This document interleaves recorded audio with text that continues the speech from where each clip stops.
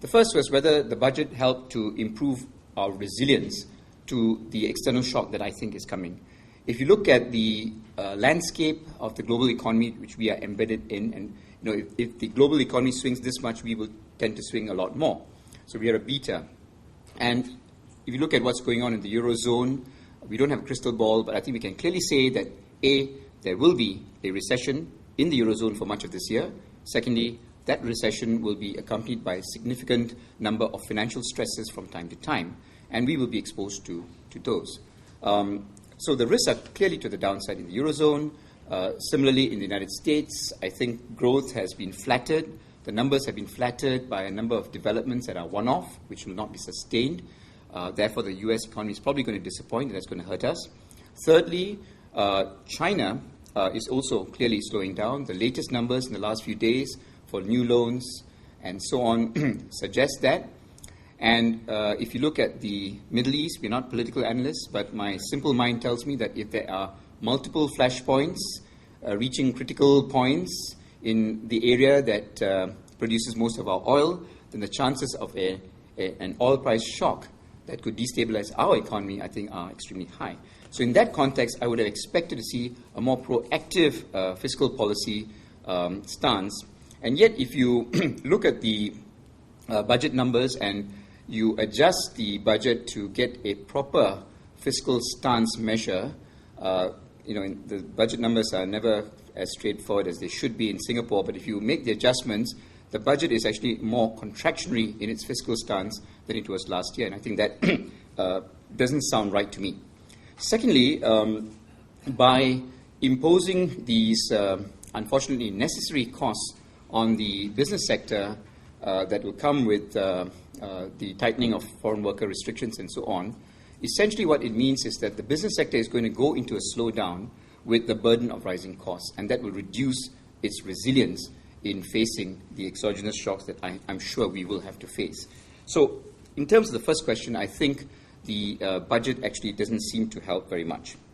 Secondly, did the budget contribute to restructuring by promoting productivity? If you look at the approach to improving productivity, it is basically continuing the strategy that we were employing in the past, which is to try and use a price and quantity measure, jack up the cost of foreign workers, tighten the dependency ratio ceilings and so on, and then have lots of little schemes here and there like the production and innovation credit and the like. I'm not sure whether these are really working. First of all, in terms of the price and quantity effect, I think clearly businesses will respond to price signals, but it will take some time. The small-scale credits and so on, like PIC, I'm really questioning whether that works or not. I have a feeling that the PIC basically encourages people to spend lots of money on computers and so on, which they would have spent anyway, and the government then gives them a credit for doing something they would have done anyway. I think we really need to fundamentally review our approach to productivity. When the CPF was initially set up, people could withdraw at 55 on the expectation they'll die by 60. Nowadays, you can retire at 65 and survive to 90 or more. So it's really a lengthening of lifespans.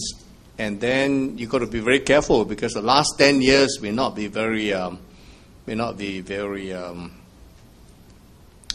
good for you because you may be in a hospice, you may be having dementia and so on. So the claims are very high on savings, on the family and this and the other. So really I think government is trying to help older workers to cope with later problems that may arise. So I'm a little bit worried with the aging of the population, and government is trying to give more and more. And if you do not make sure of your population pyramid that makes it healthy, we're in trouble. Young people, they want 5 C's, but as married person, they want this. They will have these 5 concerns: employment, house, healthcare, education, retirement income. Every country has to find a system to provide. I call it e-her. Bear with me. E-her can be, you can obtain e-her courtesy of the government. Some countries get into trouble.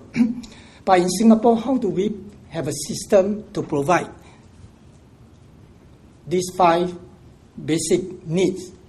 In Singapore, we use employment to pay for housing, healthcare, education, and retirement. I call it HER.